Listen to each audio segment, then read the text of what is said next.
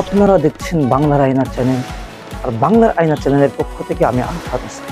সুধী দর্শকবৃন্দ, আজকের দিনে যে প্রতিবেদনটি বাংলার যে প্রান্তে দেখছেন, সকলকে একটাই রিকোয়েস্ট, শেষ পর্যন্ত দেখতে থাকবেন। আর এই মুহূর্তে যে বিষয়টি খুবই চাঞ্চল্যকর ছড়িয়েছে এবং খুবই আতঙ্কিত ছড়িয়েছে বললেই, যেমন SIR, যেমন এনআরসির হাওয়া উঠেছিল, আরো অনেক কিছু আমরা পূর্বে দেখেছি। এই বর্তমানে একেবারে দেখতে পাচ্ছি শাসক দল আর কেন্দ্রীয় দল দুজনাই কিন্তু SIR নিয়ে সাধারণ মানুষের মধ্যে একটা ভয়ের সৃষ্টি করেছে এবং ভয়ের মধ্যে এবং চাঞ্চল্যকর হয়েছে বিষয়টি। চলুন SIR নিয়ে চালতাবেড়িয়া তথা ভাঙড় বিধানসভার মধ্যে বিধায়ক নওশাদ সিদ্দিকী সাধারণ মানুষকে ভাঙড় তথা গোটা বাংলার মানুষের উদ্দেশ্যে তিনি কি ভাষণ রেখেছেন এবং SIR কতটা ভয়ঙ্কর, বা আপনারা যদি SIR হয় তাহলে ক্ষতি হবে না উপকার হবে না অপকার হবে, এই বিষয় নিয়ে বিধায়ক নওশাদ সিদ্দিকী কিন্তু একেবারেই স্পষ্ট করে দিয়েছেন। চলুন সরাসরি আগে নওশাদ সিদ্দিকী তিনি এই বিষয় নিয়ে কি বলেছেন আগে শোনাবো। SIR নামে ভোটার কার্ড সংশোধনী নিয়ে একটা ভয় দেখানো হচ্ছে। আমি আপনাদের অনুরোধ করছি, ভয় পাবেন না। কেন বলছি ভয় পাবেন না? আপনারা আমি এক বাক্যে উত্তর দেবেন। আপনাদের দাদুরা কি বাংলাদেশি? আপনাদের দাদুরা কি পাকিস্তানি? আপনাদের দাদুরা কি আফগানিস্তান থেকে আসছে? আবার ভয় পাবেন কেন? আমাদের যে ডকুমেন্টস আছে নামের বানান ভুল। মোল্লা আব্দুল করিম ভোটার কার্ডে, আধার কার্ডে আব্দুল করিম মোল্লা, এই হচ্ছে আমাদের দুরকম। এটাকে ঠিক করতে হবে। আমরা ভারতীয়, আমার দাদু দেশকে স্বাধীন করতে গিয়ে লড়াই করেছে আবাদির দাদুর সাথে একসাথে কাঁধে কাঁধ মিলিয়ে। সুতরাং আমরা ভয় পাবো না। 2002 সালে এই ধরনের সংশোধনী হয়েছিল, মাথায় রেখে দেবেন। বিজেপি এটা নিয়ে বলবে মুসলমানদের তাড়াবো, বিজেপি বলবে আমাকে হিন্দুরা ভোট দাও, আর তৃণমূল বলবে মুসলমানদের রেখে দেবো, মুসলমানরা আমাকে ভোট দাও। মানে একটা পুরো খেলা এরা খেলছে। আমি আপনাদের বলি, 2002 সালে এই ধরনের সংশোধনী হয়েছিল, তখন পশ্চিমবাংলায় 28 লক্ষ নাম বাদ পড়েছিল। কত? 28 লক্ষ নাম বাদ পড়েছিল। হইয়াই হয়েছিল বাপের বাড়ি যারা বলুন তো? কোন উচ্চবাচ্য হয়েছিল? তখন CPM ক্ষমতায় ছিল, বিরোধীতে তৃণমূল ছিল, হইয়াই করেছিল বলুন? আজকে হচ্ছে কেন? এটা কি আছে? যারা অবৈধ ভোটার, আপনার ভাঙড়েও বাড়ি, আপনার নিউ টাউনে বাড়ি উঠে গেছেন, আপনি এখানেও ভোটার কার্ড করেছেন, নিউ টাউনে করেছেন, একটা ভাই কাটতে হবে তো। আপনি এখানেও থাকেন, দিল্লিতেও এখন যে থাকছেন, তাহলে একটা ভাই কাটতে হবে তো। আপনার দাদু কবে মারা গেছে, আপনার আব্বা মারা গেছে, আপনার মা মারা গেছে, ভোটার লিস্টে নাম উঠে আছে, ভাই ওটা কাটতে হবে, ওটা অবৈধ ভোটার। তার জন্য আমরা সহযোগিতা করব।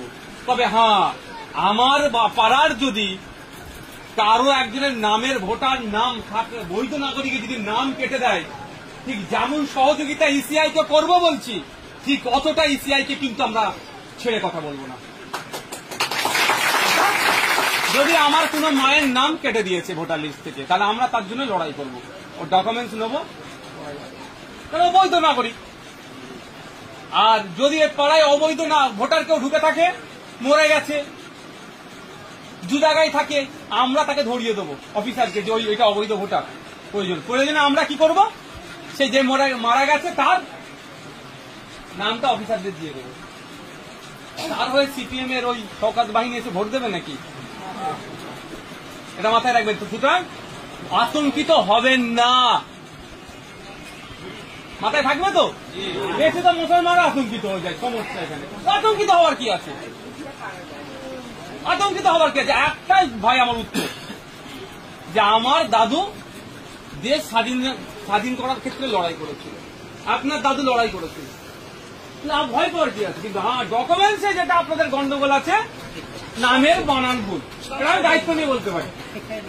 এখানে যারা আছেন 90% মানুষের ডকুমেন্টসে নামের ভুল। এবার আপনাদের একটা কথা বলি,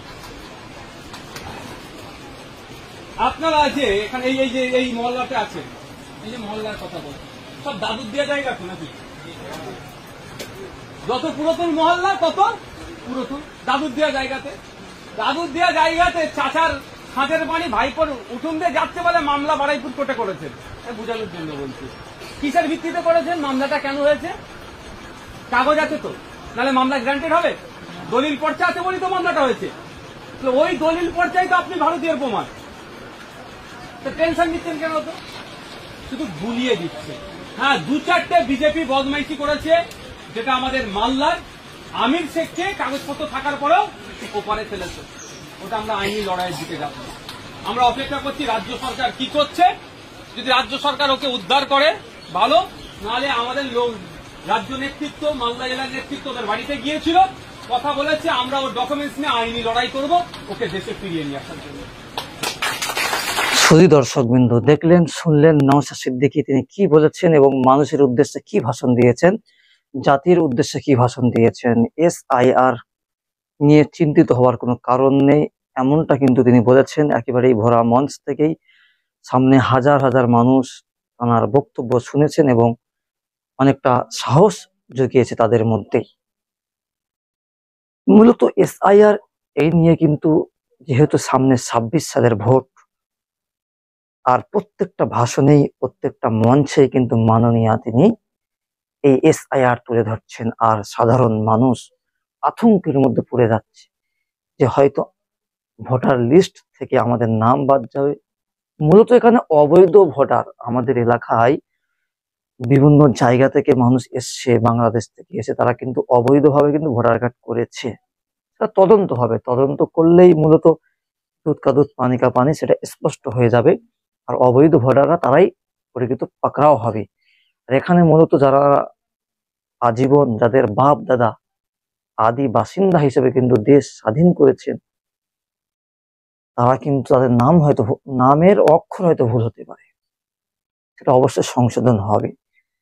আর যদি অবৈধভাবে যদি কোনো ভোটার কার্ড, কোনো ভোটার লিস্ট কার্ড থেকে যদি অবৈধভাবে কাকে বাদ দেওয়া হয়, এর জন্য কিন্তু নওশাদ সিদ্দিকী এটাও জানিয়েছেন তিনি আন্দোলন করবেন এবং পাশে থাকবেন।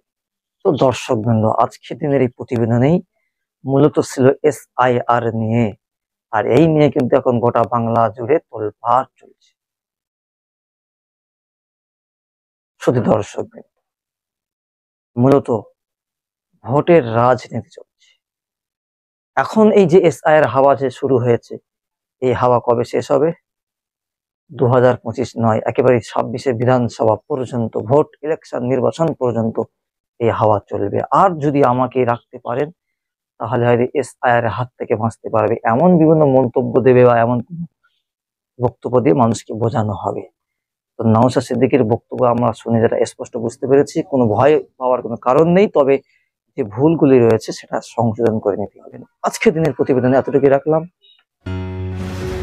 সত্যের পাশে শক্ত হবে বাংলার আইন আছে।